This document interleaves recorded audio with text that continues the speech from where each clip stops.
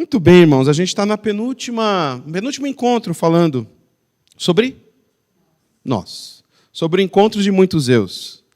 E aqui estamos nós, e nessa nossa homogênea e heterogênea reunião, que é essa igreja aqui, né?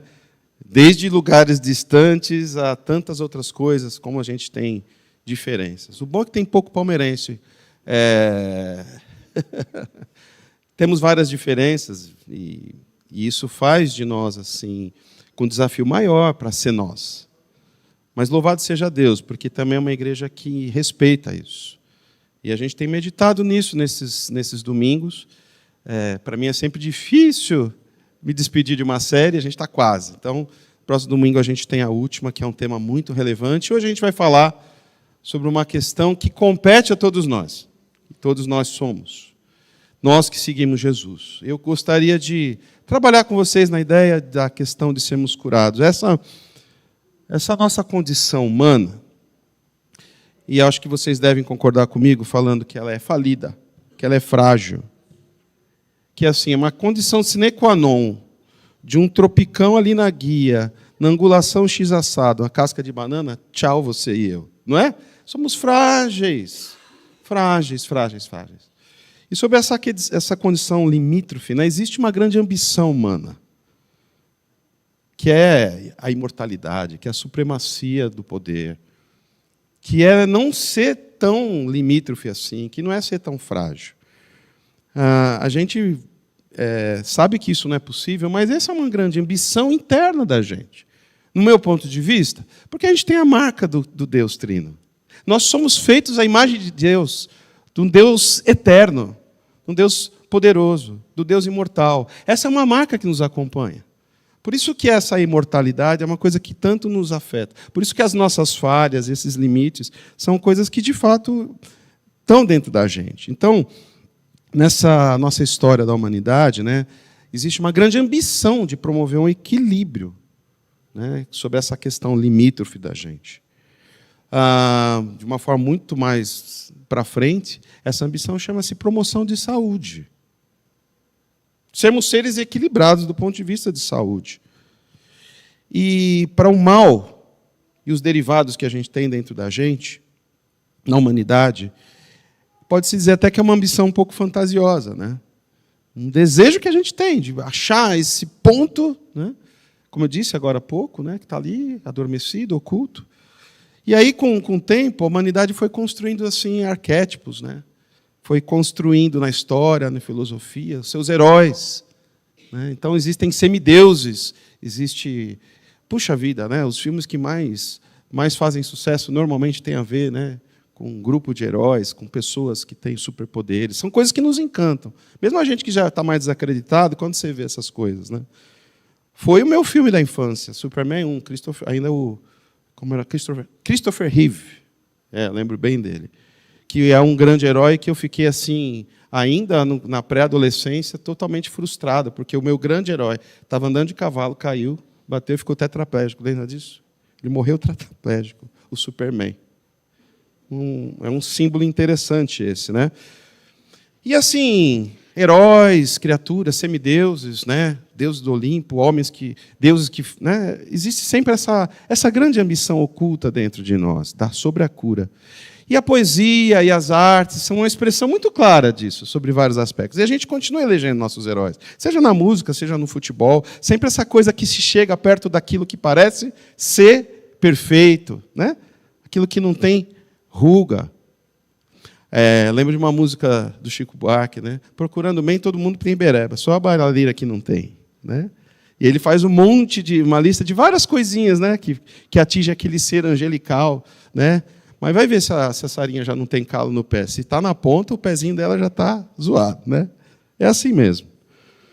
Vou ler aqui uma poesia moderna, bem moderna aqui, brasileira, acho que vocês vão conhecer. Ela fala assim: existirá, em todo porto tremulará a velha bandeira da vida. Acenderá, todo farol iluminará, uma ponta de esperança. E se virá, será quando menos se esperar, de onde ninguém imagina, demolirá toda certeza vã, nos sobrará pedra sobre pedra. Existirá E toda raça então experimentará, pois para todo mal há cura. Uma música bem assertiva que faz um paralelo existencial. Mas eu quero ler com vocês, a gente está a 2 domingos da Páscoa, né? E quando me veio esse tema, eu lembrei desse texto. Não sei se dá para abrir aí, Thaís. É o texto de Isaías 53. A gente vai ler do versículo 1 ao 5. Aqui eu acho que está NVI. Isaías 53, a gente vai se debruçar nele e aprofundar nesse tema da questão da cura, do mal, dessa coisa oculta dentro de nós, dessa grande ambição. Isso quando não é literal, diante das nossas fragilidades, né? Diante de alguns diagnósticos. Por exemplo, né? A gente não tem visto aqui a Cleidinha há bons domingos. Porque para ela está difícil ficar de pé, está difícil ficar sentada. Né? Uma fissura na região do quadril, esperando por uma cirurgia, e ainda aparecer outras coisinhas mais. Continuemos orando pela querida Cleide, tá bom? Não esqueça disso. Porque a gente espera por uma cura. A gente espera para ficar bem. É o que a gente espera para o outro. Quantas e quantas pessoas a gente ora para que isso aconteça? E no meu ponto de vista, tem a ver exatamente com o texto que o Júnior falou aqui, citou, que a gente citou no domingo passado, que hoje deve ter bombado a aula, porque o texto é maravilhoso, o professor adora e ama esse texto, então acho que deve ter sido muito bom, que é quem nos separará do amor de Cristo. Mas antes, um pouco, no Romanos 8, fala sobre esse sofrimento e sobre esses gemidos que a natureza tem. E nós fazemos parte dela. Os lamentos, os choros, os ranger de dente. Olha que eu trabalho com isso, eu faço placa cada vez mais para bruxismo.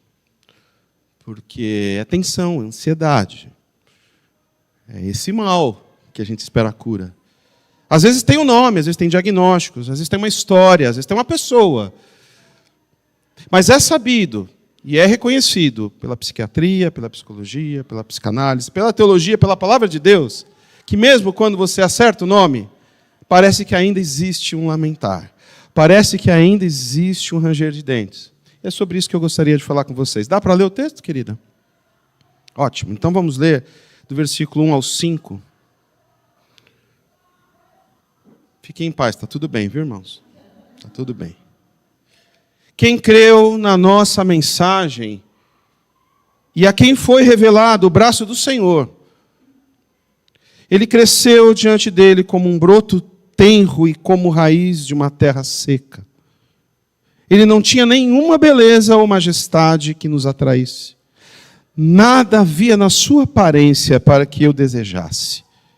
Foi desprezado, rejeitado pelos homens. Um homem de dores, experimentado no sofrimento. Como alguém de quem os homens escondem o rosto. Ele foi desprezado e não o tínhamos em estima, certamente. Ele tomou sobre si as nossas enfermidades e sobre si levou as nossas doenças.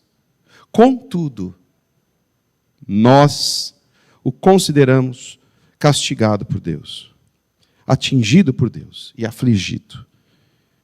Ele, porém, foi transpassado por causa das nossas transgressões, esmagado por causa das nossas iniquidades. O castigo que nos trouxe a paz estava sobre ele, e pelas suas feridas fomos curados. O somos de hoje somos curados. O somos de hoje ouça, somos curados. Talvez o diagnóstico que você investiga, talvez a tua posição em chegar aqui hoje, talvez a tua história, talvez as aflições que em muitos momentos não aparecem, mas numa noite se revela e rouba teu sono. Ou quando você vê uma catástrofe, vê alguma coisa muito ruim acontecer, será que isso pode acontecer com meu filho? E se isso acontecer comigo? E a gente está o tempo todo diante dessas questões, porque somos frágeis, continuamos ansiando por cura. Quero dizer para você, teu diagnóstico tem resposta. Somos curados. de uma forma muito mais abrangente do que a gente consiga desejar ou imaginar, mas nós somos curados. A gente pode afirmar que somos curados, e isso, por sua vez, levanta uma outra máxima, uma outra sentença que é importante. Se somos curados, é porque existia uma outra instância antes, que era de doença. Concorda? Se somos curados, se por ele fomos curados, é porque existia uma doença, existia um diagnóstico, existia uma presença de algo que nos leva a adoecer, que nos leva a sofrer, que nos leva a morrer. E pode falar de forma figurada ou não. Pouco tempo atrás, o Sérgio achava que ia morrer de dor quando tinha uma pedrinha, um minúsculo lá dentro do rim. Não é? Sente no corpo. Faz todas as orações, Deus me perdoa por aquilo. Lembra até dos pecados, você tinha 2 anos de idade, né, Sérgio? Cólica renal é terrível. E tantas outras dores que eu conheço de vocês, que eu partilho de mim para vocês. Tem uma doença que a gente foi livre e que parece que ainda se manifesta. Vamos falar sobre isso? Quais as doenças que nos afligiam? Deixa eu trazer aqui para vocês uma definição que normalmente me ajuda bastante. Pode colocar o primeiro, por favor, Thaís. A OMS, a Organização Mundial da Saúde, em 48 promulgou uma definição que até hoje serve de base para os sistemas de saúde no mundo. Tá? É uma grande referência.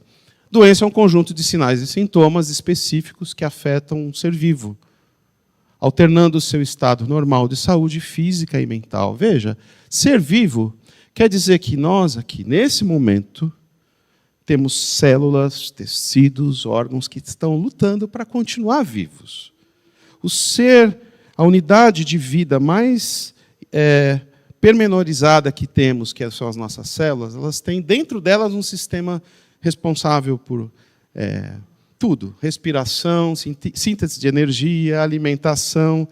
Lá no meio, essas células estão brigando para continuarem vivos. Então, se você não tomou café da manhã, está se alimentando do que você comeu ontem à noite, mesmo que foi hambúrguer do McDonald's. Ela vai tentar sobreviver. Mas, enfim, a gente está eternamente sobre uma condição. Por exemplo, uma coisa que nós aqui, paulistanos, temos uma grande dificuldade, não sei quanto a você. Tomar sol. Quanta gente toma vitamina B12? Vitamina B12 é para outra coisa. Obrigado, Thaís. Que bom que ela está aqui em cima hoje, né? Você não fala besteira só. Vitamina D. E olha que eu tinha que estar tomando, porque eu não tomo sol. E isso dá um monte de problema, sabia? O sistema imunológico baixa, e um monte de problema que a gente nem imagina. Tomar sol. Aí eu lembro que quando eu fui no médico, há muitos anos atrás, ele falou, você precisa tomar sol. Você não tem um tempo livre?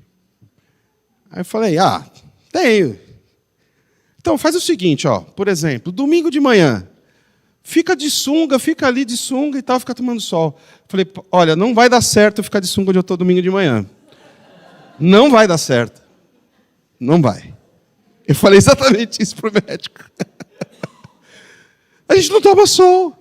A gente fica doente. No corpo, na alma, no espírito. Por uma coisa dessa.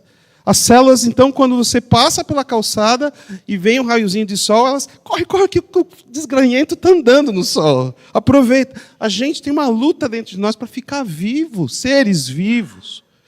Mas os sinais e sintomas vão mostrando que tem alguma coisa errada. Seja por questões genéticas e tal. E tem uma coisa, pode colocar o próximo, que é muito importante, que com o tempo isso foi se agregando à definição. Próximo quadro. Primeiro, que saúde não é ausência de doença. Isso parece tão óbvio, mas demoraram séculos para chegar a essa conclusão. Não é só isso. Saúde é uma promoção. É algo que a gente deve fazer. Né? Pelo menos, quem sabe, né, uma vez por mês, no domingo, ficar de sunga tomando sol. Não no quintal, né? Não na igreja, que não vai dar certo. Saúde é o equilíbrio biológico, olha que interessante, físico, mental e social. São 4 pontos que nos constituem como ser. Veja só que interessante. Porque quando fala mental, aí está falando da nossa área aqui. Da espiritualidade, da alma, do psique. Ou como a palavra de Deus gosta de dizer, da nossa mente e coração, não é? Coração. O centro da nossa vida. Não só esse, mas tudo. Né? E aí que é interessante é isso. Quando existe uma ruptura desse equilíbrio, você promove um desequilíbrio que gera e estabelece doença. Então, a saúde é uma promoção, é uma condição que envolve a gente como um todo mesmo. Por isso que é importante existir algo que promova a saúde nas nossas relações, seja aqui na igreja, dentro de casa, no trabalho. Se essas condições não estão te trazendo saúde, estão te trazendo mal, é uma coisa para você observar, sim. Ora, estava falando com o Natan ontem. Quando a gente fala do próximo, quando a gente fala do ser humano, a gente está falando de um lugar que Deus escolheu para fazer a sua casa. E a palavra de Deus nos traz esse status no Novo Testamento. Somos morada de Deus. A gente vive falando isso, mas muita gente se esquece, porque a gente acha que hoje a gente veio para a morada de Deus, né? Mas não, a morada de Deus é que veio para esse lugar. É importante a gente lembrar desse conceito quando a gente não toma sol, quando a gente não faz as coisas que promovem saúde. Vocês sabem que o melhor sermão é aquele que a gente pega para a gente, né? Como muitos aqui me conhecem, sabem que eu estou aqui atrás da moita total, né? Isso aqui às vezes vira uma moita para muita gente. Eu sou uma pessoa que, por muitas vezes, não promove saúde para a minha vida. Por isso que ler esse enunciado sobre saúde, para mim, e ser curado é tão importante. E imagino que para todos nós. Então, sobre essas definições, a gente pode começar a pensar, e eu acho que você já deve estar pensando assim, se eu conseguir estimular você a pensar, que nós somos curados de um mal, onde muitas vezes essa ruptura do equilíbrio é quebrada. Concorda comigo? E para nós, quando a gente fala da mente, fala do coração, a gente vai falar de um estágio, de um lugar, de um sítio muito mais amplo, muito maior, muito mais relevante, que pertence a cada um de nós, que é isso que a gente não vê, não toca, que você não encontra no livro de anatomia, que não vai ter curso que vai te mostrar onde está, mas a gente sabe que está lá, porque a gente lida com isso todo dia. Então o texto nos revela uma situação regressa da humanidade, onde havia falta de saúde. Esse texto que a gente leu de Isaías. Uma ruptura do equilíbrio físico, mental e social. É disso que o Senhor Jesus nos curou, que gerou à humanidade uma doença crônica, mais letal, só um minuto, mais letal que qualquer vírus, que nenhuma pandemia no mundo viu, nem a gripe espanhola, nem a pandemia de agora que a gente viu, nem bactéria, nem fungo, que mata assim fácil. Uma doença inerente do ser humano, que é mais letal que qualquer outro câncer que a gente possa ver. Uma espécie de doença autoimune da alma, que é tão avassaladora, que devasta o planeta, que devasta que devasta a fauna e a flora, a ponto do que a palavra de Deus nos diz, e o Júnior acabou de citar, olha que coisa legal, como o Senhor está falando aqui, como há uma concordância do Espírito, olha que legal. O texto de Romanos 8:22 descreve a dor e o sofrimento da criação, aguardando por cura. A dor e sofrimento da criação, aguardando por cura, por redenção, como um doente que espera a cura. É isso que o texto fala. Cada chihuahua, cada violetinha, cada baleia que já está extinta, cada mico-leão dourado, cada formiguinha, como falava o Natan, cada zuniguinha, gemem por cura. Quem foi em casa sabe que tem bastante mato. E é difícil cuidar de muito mato. O Robert tem bastante mato na casa dele, também tem lá uma propriedade. É difícil cuidar de mato. Se não toma o sol certo, se não está nas proporções corretas do solo, se não irriga de forma certa. Vem bicho. Então, eu todo feliz com o manacá da serra que eu tenho. Todo feliz, de repente eu vi ele meio caído. Metade dele está morto. Aí ontem o jardineiro foi lá em casa, ele tirou a casca e mostrou assim uns bichinhos que eu nunca vi falar. Isso aqui é os besouros, não sei da quanta, que está comendo a árvore vai morrer. O que precisa fazer? De tempos em tempos, passar um zinco, não sei das quantas, etc. Ela geme, uma nacada certa gemendo por cura. A gente não se dá conta. Tem outra mexeriqueira, quando você passa lá, ela dá flor. Lá da esquina você sente o cheiro. Você faz assim, ó, é maravilhoso. Eu estou nessa casa há 4 anos.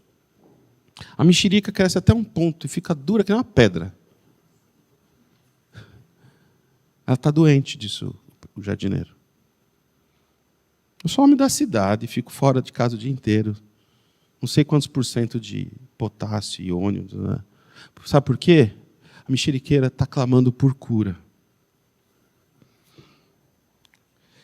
E a gente é muito ameno de entender esse texto. Quando geme, cara, é porque não está aguentando mais. Não dá mais para falar, estou com dor, estou com dor, estou com dor. Já viu gente agonizando de dor? Ou uivos, gritos. A natureza aguarda por cura. Isso é destruição ambiental que a gente tanto fala. Veja que já estava dito na palavra de Deus há muito tempo. E tem gente que fala que não existe, tem gente que fala que existe. Imagina, pensando que essa cidade inteira era uma floresta, então alguma coisa está sendo devastada. Alguma coisa. E aí continua doente. E continua doente. Em Romanos 8 também vai falar que essa dor e sofrimento oriundo dessa doença terrível que eu estou dizendo aqui, também gera gemido, lamento, ranger de dente, frente ao martírio. E aí estamos falando do homem. O homem geme. E a gente vê isso de todos os jeitos. Desde uma pedra que fica parada no rim, a crianças que gemem de fome em muitos lugares desse mundo. Há crianças e mulheres que continuam sendo violentadas. Ou do mal que espreita a esquina. E etc. Não preciso ficar catalogando isso para você. Essa gemessão, esse ranger de dente, essa dor se encontra na humanidade. Sabe por quê? Se espera por uma cura. Ruptura do bem-estar de antes, que foi designado ainda na criação. Quando Deus decidiu fazer o homem sua imagem e semelhança, colocou ele num jardim desse, bem talvez melhor do que onde eu moro, e ainda não existia esse mal. E existia absoluta harmonia sobre a fauna, sobre a flora e sobre o homem. A ruptura foi feita, e a hora que aconteceu, a bênção de Deus, que Ele diz, façamos o homem nossa imagem e semelhança, e fizemos, Ele diz, isso é bom, é muito bom. E é a melhor definição de bênção que a gente pode ter, que é uma porção da presença de Deus ali, assim como em toda a criação. O dedo de Deus, literalmente, em cada zuniguinha, em cada mexeriqueira, em cada menino, menina, homem e mulher. Também a sugestão aqui, meus irmãos, é a partir desse texto de Isaías 53, a gente aprofundar ainda mais sobre essa cura contundente que Jesus Cristo fez sobre a humanidade. Quem conhece o texto, eu falei do gemido da natureza, falei do gemido do homem. Falta um, não falta? Cadê os? Escola dominical, velho. Precisa vir, tá vendo? A gente fala, velho. Qual falta? A gente gostava muito de orar isso. Espírito Santo de Deus, ele faz o quê? Geme com... Isso! Eu queria ter uma aluna assim. Gemidos inexprimíveis. Ele é cúmplice de todos esses gritos, da zuniguinha a cada um de nós. E a gente vai falar disso na sequência. Isaías 53, pode colocar, querida? É uma das profecias mais detalhadas sobre o Messias. Mais contundentes, e para mim, assim, uma das mais tocantes. Descrevendo Jesus como o servo sofredor, que carrega a iniquidade da humanidade. Cerca de 600 anos antes de Cristo, ela já tinha sido escrita, esse texto de Isaías, que vai falar sobre o sofrimento vicário, da morte entre ímpios e da ressurreição vitoriosa, sendo central para o nosso entendimento do que é sermos salvos, que é o que nos faz ser curados. Ok? O que é importante dizer? Isso foi escrito num período pré-exílio, por um profeta chamado Isaías. Foi pouco tempo antes. E é muito interessante que, a exemplo de Amós e tantos outros, os profetas se levantavam como uma mensagem profilática, preventiva, um aviso. E quase sempre, pela grande maioria, eles eram o quê? Desprezados. Porque eles estavam vivendo uma condição de saúde, de equilíbrio. A gente vai entrar mais aqui. Então, nessa região, nessa porção da história pré-exílio babilônico. E, na sequência, a gente vai ter a Judéia tomada e dominada, destruída, e as principais famílias e os homens mais fortes e os exércitos levados como escravos para a Babilônia.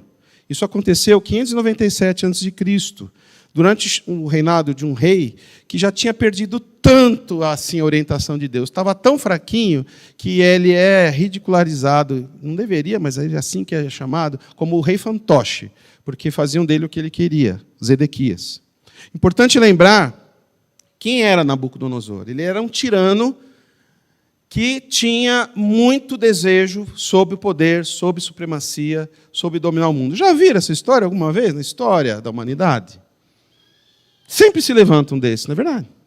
Nabucodonosor era um desses, dos piores, tirano, gosto de sangue na boca, ruim. Ele era um rei tirano e louco. Ninguém tem dúvida disso. A história secular, inclusive, aponta isso. Tá? Então, ele leva como escravo o que restou aqui nesse período da história. A gente está falando de uma época onde existiu um reinado de 12 tribos, 10 no norte, 2 no sul, fronteiras fortes, exército forte. A capital que Salomão tinha feito, só faltava sair água com gás da torneira. Torneira folhada a ouro, palmeira de fora a fora. Imagina o que você entenda por grandiosidade. Assim era o reinado de Salomão. E ainda, até certo ponto, era um reinado equilibrado. Na verdade, Davi tinha estabelecido o rei. Davi. Né? Passa ali agora, ali no Bom Retiro, conversa com o judeu ortodoxo para quem era o rei Davi. O cara. Ele governou essas 12 tribos com autoridade, etc. Deixou para o filho, e o filho fez melhor sobre vários aspectos. Até que essa ostentação toda começou a pegar o pessoal do norte. Espera aí.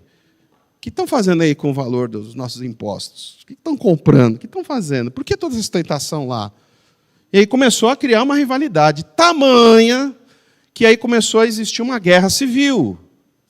Olha só, o reino governado por grandes reis, ainda sobre, um pouco antes, mas ainda sobre uma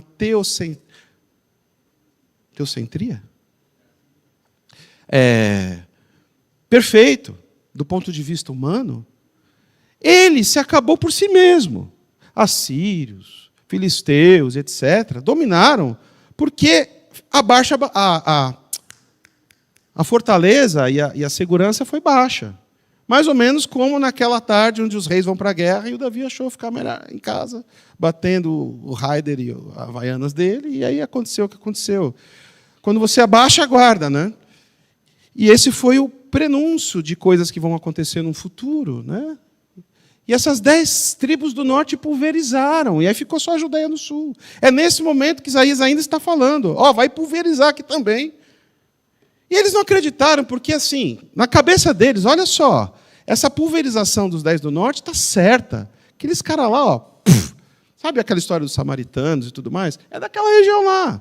Sabe onde Jesus desenvolveu o seu ministério, Galileia? É daquela região lá. Então a gente está falando aqui já de um contexto onde no coração das pessoas, viver dividido já está legal, porque a gente aqui é o cara, velho. Aqui está tudo bem, aqui está rolando. Aqui a gente tem o domínio sobre as coisas. O que esse Isaías está falando aí? E ele falava que vai vir um outro governo, e vocês vão ser dominados, e vocês vão ser levados escravos. Por isso que ele começa o texto dizendo exatamente quem crê nisso. Principalmente porque, assim, desde aquela época, eles estavam esperando uma grande cura. A grande cura para esse reino. Quem vai fazer de nós, de novo, a grande menina dos olhos de Deus? Quem vai fazer de gente soberano sobre todo mundo? Então, eles têm um arquétipo de rei, de príncipe, de exército. E me vem um cara que não tinha um traço de formosura como lemos. Me vem uma pessoa que não era eloquente, que se andava no meio do povo, você não sabia quem era. Não era que nem Saul, que tinha uma estatura maior que todos. Ele era igual a eles. Meio maltrapilho. E naquela altura, quem olha para a cruz e vê uma pessoa daquela dizendo que é rei? Isso porque ainda o Império Romano escreve em cima dele, rei dos judeus. Quem há de acreditar nessa profecia? Quando se olha para uma figura dessa, especialmente porque os nossos olhos se fixam no que para nós é o que pode levar de fato à cura.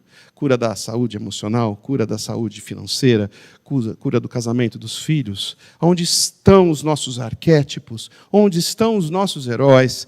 Para quem nós olhamos? Para onde fixamos nossos olhos? Ora, para Jesus. Até o nome parece simples, né? Ele se banalizou, na verdade, com esses anos todos. A tal doença, nessa hora da profecia de Isaías, essa doença que a gente está falando, ela já tinha cometido o fígado e os rins da nação de Israel. Então essa guerra civil acontece essa separação toda, se enfraquece, se torna vulnerável, o sistema imunológico baixa e a bactéria se instaura, meu Deus. E aí acontece tudo o que eu acabei de dizer para vocês, essa ruptura da saúde da nação, a ruptura daquilo que a gente acabou de ver se instala, muitas vezes, de forma muito silenciosa, sem sinais e sintomas. Muitos de nós, quando vamos ao dentista, a gente fala, vou fazer uma limpezinha. Aí fala, quanto tempo faz a limpezinha? A limpezinha, tem uns 4 anos.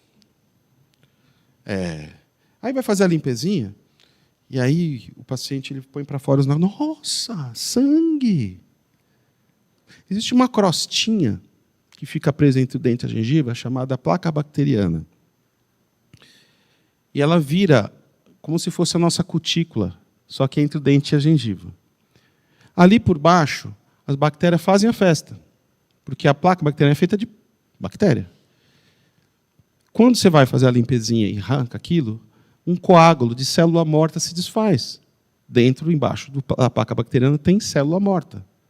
Tecido morto. Dá mau cheiro. E é muito interessante, porque tem alguns de nós que têm uma grande propensão a isso, pior. A resposta imunológica, quando se baixa essa defesa, é a reabsorção do tecido ósseo. Aquilo que segura o dente. Então, tem muitas pessoas que vão chegar sem fazer a limpezinha periódica, aos seus 50, 60 anos, com dentes amolecidos. E muitos de nós já ouvimos falar, o seu avô tinha uma doença que com 60 anos perdeu todos os dentes. Doença chamada placa bacteriana, gengivite. E eu costumo dizer sempre isso, é uma doença silenciosa. A gente nem dá pé, porque a gente nem vê sangrar. Você passa o fio dental por cima da placa e não sai o sangue. Não dá sinal. Porque quando o sinal aparece é porque a coisa está ruim. É assim que aconteceu com Israel. Uma periodontite violenta, aguda, guna. E quando vai ver, se perde. Não tem nem mais o que segurar. Porque ela é sorrateira, ela vai ocultando o mal, vai se estabelecendo sorrateiramente.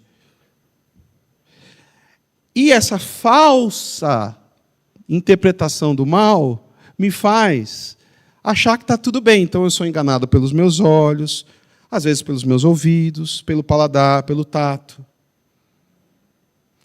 Porque parece que acreditar nisso produz algum bom bem-estar para mim. Está tudo bem, está tudo jóia. Não, parece, não, está tudo bem.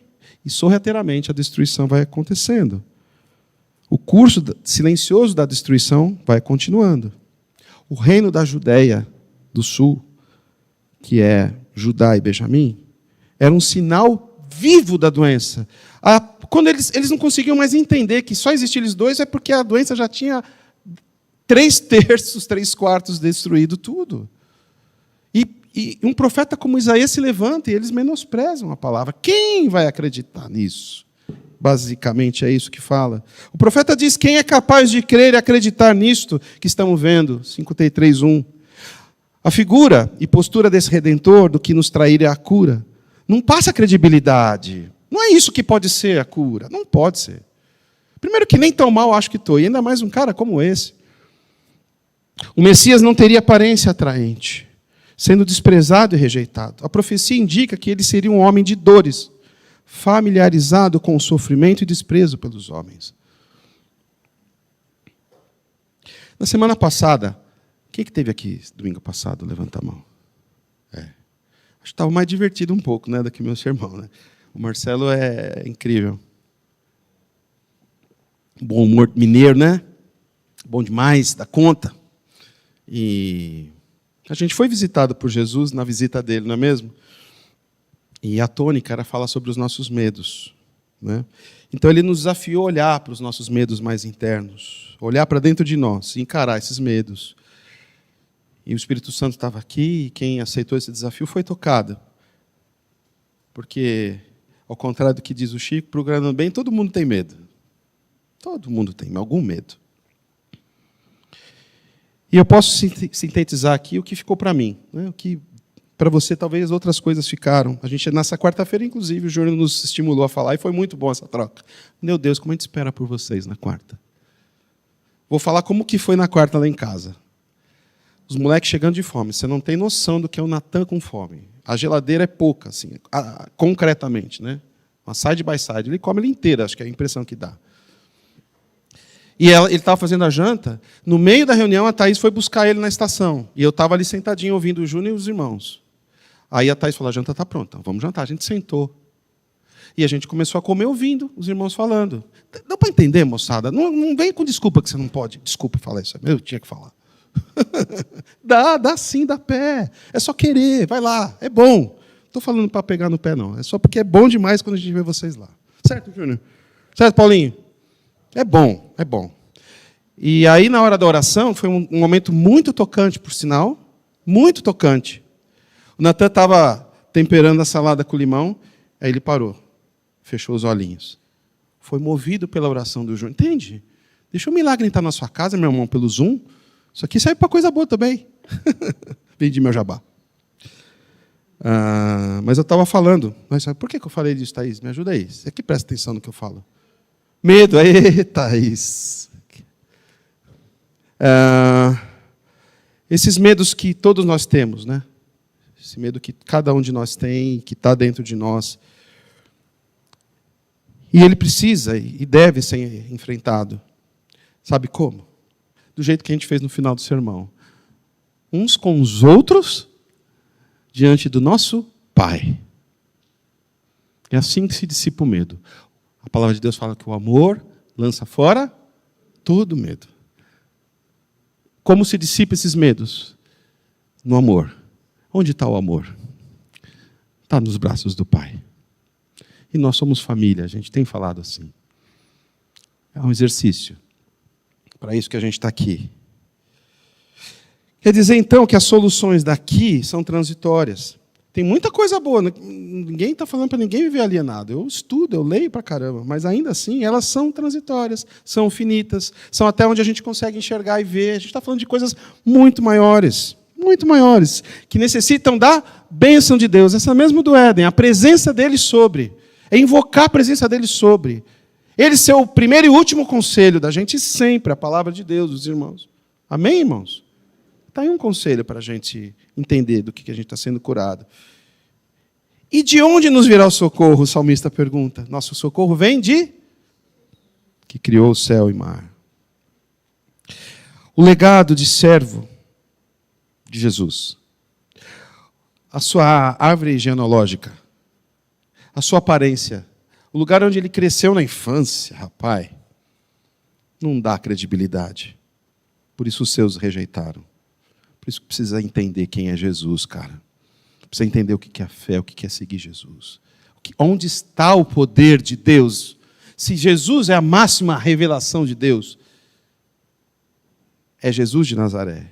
É ali que nossa cura acontece. Porque esse mundo, as fragilidades das nossas boas intenções, não contemplam o livramento que Israel precisava, não contemplam o livramento que a gente precisa, a cura que a gente tanto anseia. Cura do quê? E qual é a doença? Qual é a doença que eu estou falando sempre aqui, queridos?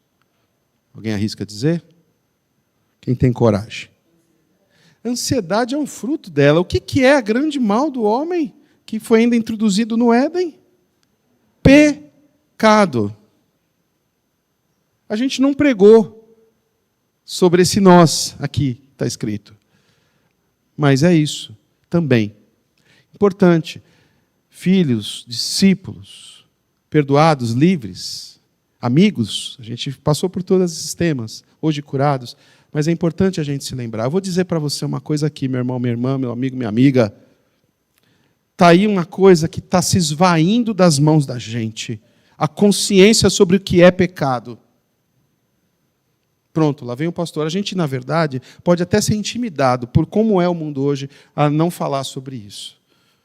E eu aprendi com um pastor amigo que já faleceu, um grande líder para mim, um grande guia. Ele falou assim, se a gente continuar pregando a Bíblia, mal do pecado e bem de Deus, a gente está dentro. É importante, e eu vou dizer aqui para vocês, porque esse é o grande mal. É sobre isso que Jesus nos curou. O que nos parece óbvio, irmãos, parece que está sendo obscuro nesse momento, está sendo meio nebuloso os conceitos e o entendimento sobre o que é pecado. Eu acredito que isso acontece por algumas coisas, nunca é uma coisa só. Mas eu acho que é porque não existe uma clareza sobre o teor da doença. Porque é parecido com a gengivite no começo. Está tudo bem. Estou cheio de faceta zerada que fiz no laboratório do Davi. Você não tem noção das coisas que eles fazem lá. Mas se não cuida, né, velho? Se não faz a raspadinha, é só por fora. Aparência. Eu acho que a gente tem vivido uma aparência. Meu pai falava muito isso, a aparência do mal. A palavra de Deus fala isso. Fuja da aparência do mal. Porque o parece, normalmente é. Então, acho que está faltando clareza para a gente sobre essa doença. E do que acontece quando ela domina o nosso coração. Porque é sorrateiro, porque vai destruindo. É capaz de destruir a maior nação que esse mundo já viu, cujo Deus era o conselheiro. A palavra de Deus fala para a gente orar pelos nossos governantes. E o bem que é da verdade é que depende do time que ele torce, a gente ora mais ou menos, né? Ou ora até para acontecer coisa boa ou ruim com ele, não é verdade? Estou falando besteira não, né? É. Mas sabe por quê? O texto de Pedro vai dizer o seguinte, que é importante que isso se faça para que o coração dele seja convertido. Ora, coração de Davi, coração de Salomão até um ponto, e depois, não eram corações que eram convertidos de fato ao Rei dos Reis, ao Senhor dos Senhores. A soberania do nosso Deus é o que vai ditar isso. Mas, dizendo então sobre a falta de clareza dessa doença que tem nos adoecido, que tem trazido sinais e sintomas de toda sorte, vão com Deus, boa viagem. A Karen está indo embora, Matias. Ou seja, a exemplo de Israel, a gente não percebe que está doente. Por isso que eu acho que a questão do pecado tem sido banalizada e a consciência sobre o que ele é e as consequências dessa doença também. E por quê? Agora chegou a vez de vocês. Sabe que sempre tem aqui, para mim, uma hora do Brainstorm. Por quê? Talvez você nem acredite no que eu estou dizendo como enunciado, mas eu acredito que sim, que o conceito do pecado tem se banalizado. Sendo assim, por que isso acontece para você? O que vem à sua mente? Não é tão simples mesmo essa pergunta. Eu até vou deixar um tempo. Fala mais alto, querida. Relativização do conceito. O que mais? Mudança de valores. Você falou igual meu pai falava também. É uma mudança de valores. Mudança de valores. Eu aprendi recentemente isso, né? Valor é o que norteia toda a nossa escolha, toda a nossa vida. Se o valor está invertido, o que mais?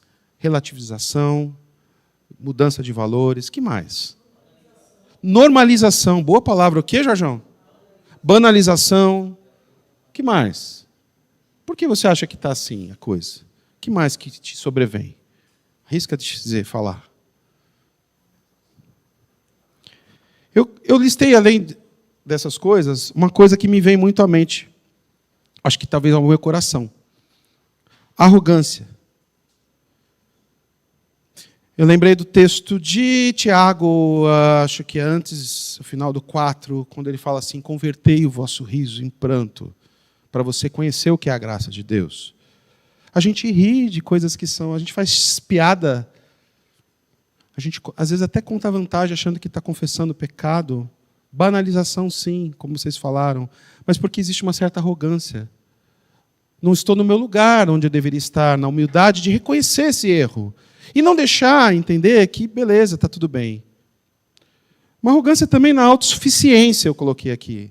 Uma soberba, uma autossuficiência. Eu me regulo por mim mesmo, está tudo certo.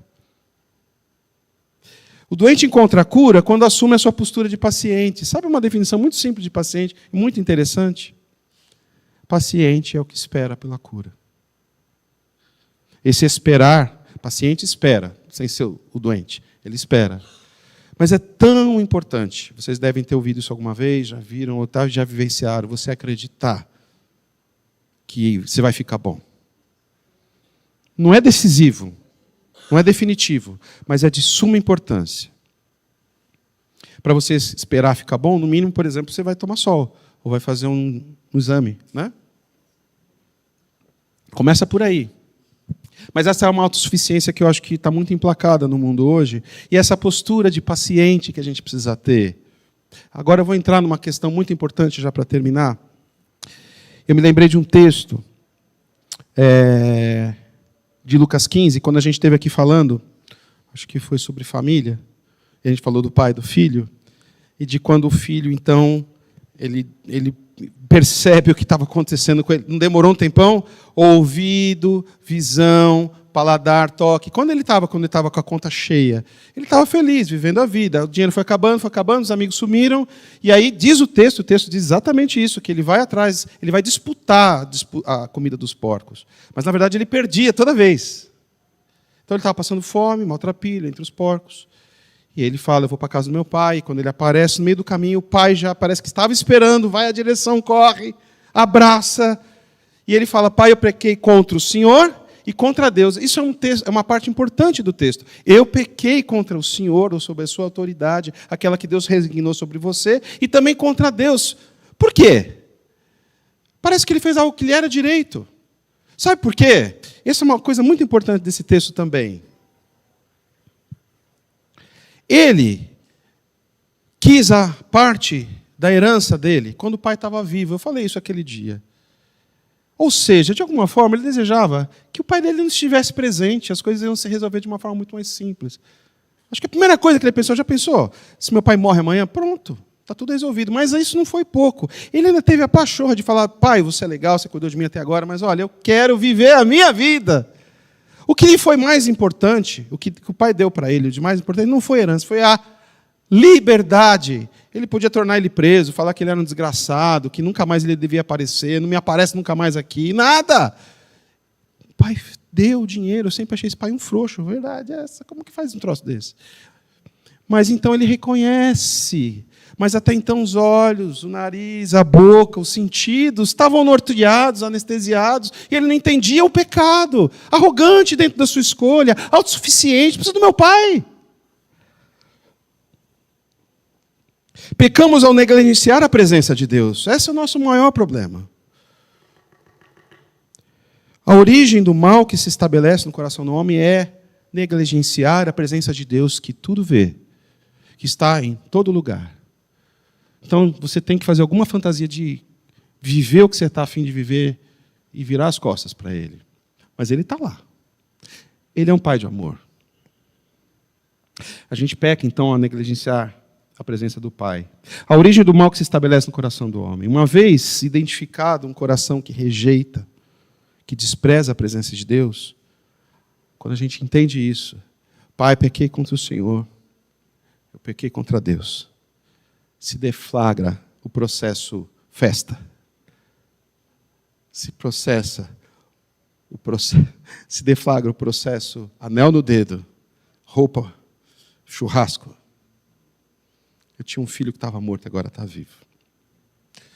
E ainda me lembrando do pastor Marcelo, me chamou a atenção quando ele falou que... Eu vi no vídeo, ele tem um canal bem bacana, e em um dos vídeos dele ele fala isso. Gente, fala daquele jeitinho dele.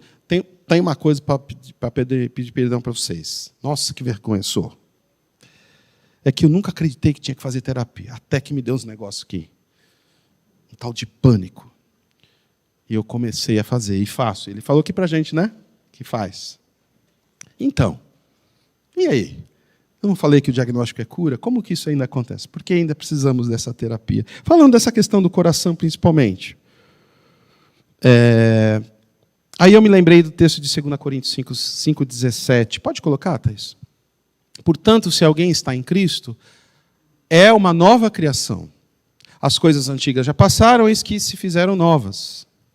Eu aprendi, então, no seminário, numa aula áurea do pastor do Saião, falando que existe aí um texto no gerúndio que Paulo usa do grego, que é muito comum para eles, e para nós dói o ouvido.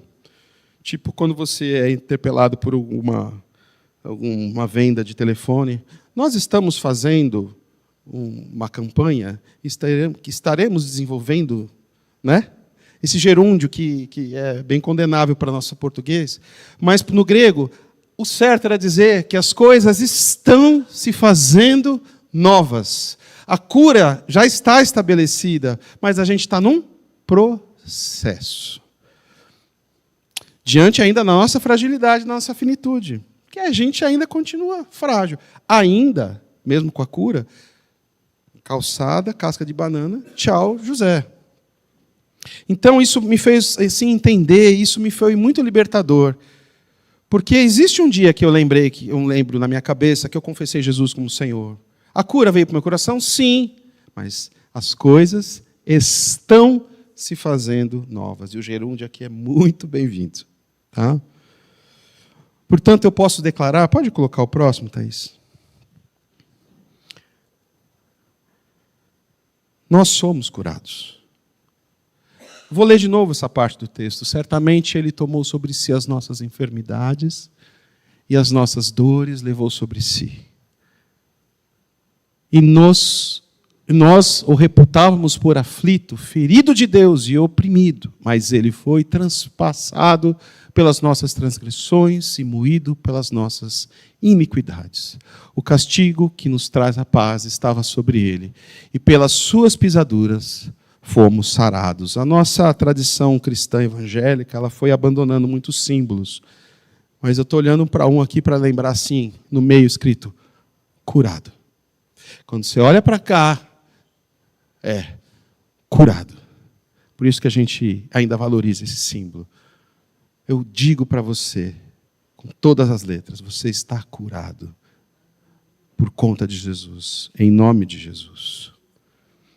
Agora, sim, a cura foi plena, foi totalmente suficiente. Mas a natureza sofre e geme. Lembra da Zuniguinha? A gente ainda sofre, geme de dor. Nós sofremos e gememos. E na cruz, os gemidos e dores do nosso Salvador reproduziram os nossos gemidos, as nossas dores, o nosso ranger de dente, a nossa inconformidade com a nossa própria natureza. Tem que falar por mim, não sobre por você. O meu senso de achar que eu não valho nada e que eu não dou conta de nada. Do cansaço que sobrevém em nossa alma, que a gente não sabe explicar e que nos faz aflitos. E até um homem experimentado com 70 anos na fé, que viveu a fé, vem e fala para a gente, eu faço terapia porque eu tenho pânico. Por que você acha que ele pregou para a gente sobre medo? Porque o sermão foi tão contundente, porque ele estava falando do coração dele. Na cruz, os gemidos e dores do nosso Salvador foram os nossos. Seus sofrimentos e dor foram nossos. É isso que o texto diz. Eu já contei isso para vocês aqui, porque foi uma experiência muito forte para mim. Desculpe se sou repetitivo. Já são... Estava contando aí, uns 20 e tantos anos. As histórias vão se repetindo. A gente não é tão bom assim de criar tanta história, né? E tem uma vida só, né, Thaís? Então as experiências vão se repetindo, mas elas são boas. Natan tinha 8 meses e teve um processo de virosezinha, não sei, que é muito comum em bebezinho assim, né? E ele estava numa diarreia terrível. Seus filhos já tiveram isso aí, Davi? Dói, não dói na gente? Então, Natan, aquela vez, a gente teve que trocar num dia 25 fraldas.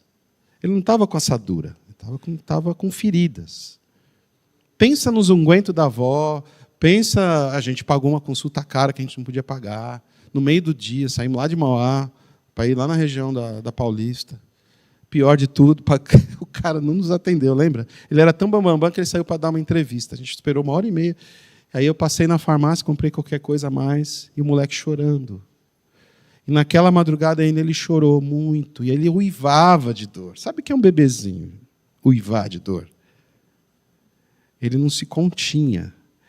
Ele estava ficando rouco de tanto chorar.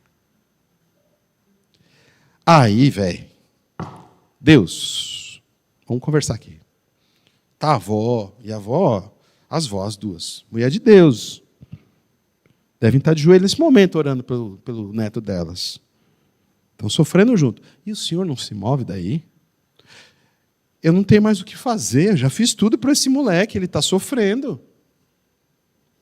Me veio um insight.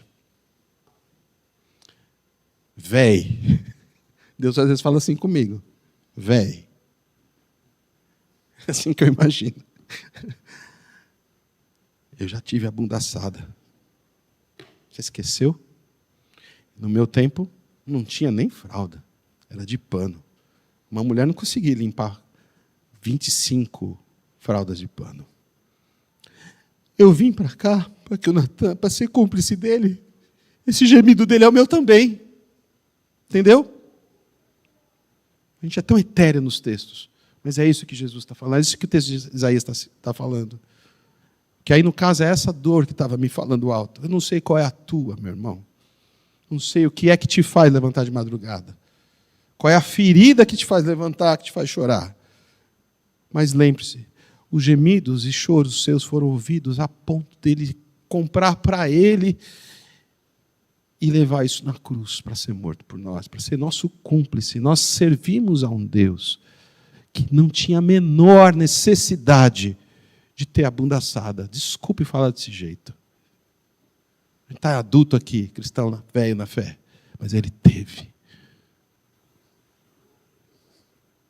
Só para aquela noite, e entre outras tantas, falar, eu sou cúmplice de você sim nesse sofrimento. É aí que o Espírito Santo geme por nós, com gemidos inexprimíveis. Ele faz ele faz na voz dele a nossa voz, na cruz. Sim, tratamento, aconselhamento, terapia, tem seu lugar nesse processo. Como eu disse, a Igreja de Jesus foi muito simbólico. Ela tem um papel enorme nesse processo. A gente se conhece mais, nossa igreja é pequena, a gente estava abraçadinho aqui, lembra? A Marina estava abraçadinha em mim, ela sabia do que era o medo que eu estava colocando. E a gente estava chorando pelo mesmo medo. E outros aqui que eu conheço orando também pelos medos seus. Mas juntos, diante do altar do Senhor, não esse aqui. Até porque quem estava aqui também estava morrendo de medo, né? Morre de medo às vezes. Né? Deus colocou todas as coisas debaixo da autoridade de Cristo e deu a Cristo, a igreja, como o único Senhor de tudo. A igreja é o corpo de Cristo, ela completa Cristo, o qual completa todas as coisas em todos os lugares. Para isso estamos aqui, para se completar um no outro. Amém, irmãos? Eu avancei demais no tempo, peço desculpa a vocês, eu gostaria que a gente lesse juntos esse último versículo. Pode passar, amor? Que estamos cansados, sobrecarregados. Olha o que Jesus fala para nós. Como falou para mim naquela madrugada com o Natan. Podemos ler? Venham a mim, todos vocês que estão cansados de carregar as suas pesadas cargas.